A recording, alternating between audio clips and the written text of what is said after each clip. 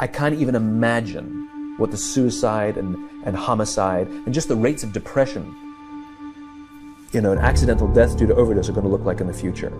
It's going to reach epidemic proportions. It's already, the statistics are already alarming, and yet nobody's sounding any alarm bells. Digital dementia. This is a real medical term right now.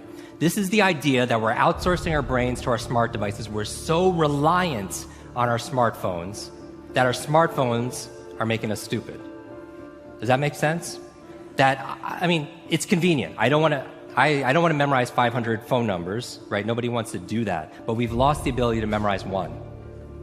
Like if I give you a 7-digit number now, how difficult? Would it be you find that kind of difficult to memorize, like a phone number that you used to do years ago? Yes or yes? Because if I take my arm, I put it into a sling for 6 months, does it stay the same? Would it even grow stronger? It would what? It would atrophy and grow weaker. Same thing with your mental muscles. If you're relying on your phone to keep your schedules, your to-dos, I went out to dinner with 10 people recently. There was 10 of us.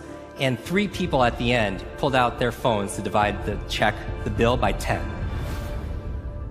We've lost the ability to be able to do certain things, and so that's where digital dementia is. Smart devices could be extremely convenient, but they could be crippling also. So it could be a balance.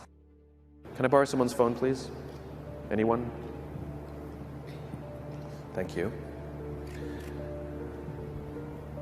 Okay, there is a subconscious reaction to these devices when we use them, okay?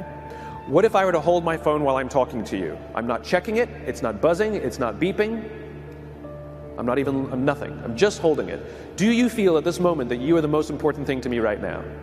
No, you do not. Because there is a subconscious reaction we have to the device. When it is out, it makes the people around us feel that they are less important. So when we're walking down the halls in our offices and somebody says, hey boss, can I ask you a question? You go, sure, what's on your mind? We've just told them they're not that important. Or we can go, sure, what's on your mind? And if you don't have a pocket, find a shelf, put it on the shelf, come back and say, sure, what's on your mind? When we show up to a meeting or a lunch or a dinner with our colleagues, our clients, or our friends, or our families, and we put the phone on the table, we have announced to everyone in the room that they are not that important to us. And by the way, putting the phone upside down is not more polite. My favorite one is in the meeting or at a lunch with someone that the phone will ring and the caller ID will pop up and they will go, I'm not going to get it. Oh, so magnanimous. Oh, I'm lucky to eat with you today. Or they could just put the damn thing away. You can tell how addicted we are. When somebody pulls out their phone when you're with them, how uncomfortable does that make us feel? You're walking down the street with someone, they pull their phone out. We feel stupid, so what do? We pull our phones out. We're so addicted. Somebody goes to the bathroom when we're at dinner, and what do we have to sit there by ourselves? God forbid we should look around the room for 5 minutes. We pull our phones out. Meetings, awful. What do we do when a meeting happens, right? Everybody's sitting waiting for the meeting to start. Bob's running a few minutes late. Bob's here? Okay, start the meeting. Do you know when relationships are built? All that in between time. Thank you very much. Parents have to intervene. We have to stop giving our kids free access to social media and phones at young ages. They are not ready for it. Their minds cannot cope with the dopamine. Balance is fine.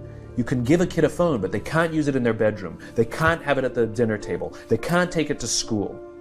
They can only have it up to a certain hour, and you take it away. They're children. You can take the phone away. We've got to intervene as parents. But as companies, we now have to deal with the influx of kids that are coming into our companies with addiction. Watch, I see it all the time. Walk through any office. You'll see the older employees have their phones on the sides of their computers as they're working. You'll see the youngest employees have their phones face up in front of their keyboards between their arms as they're working. And this is how they work.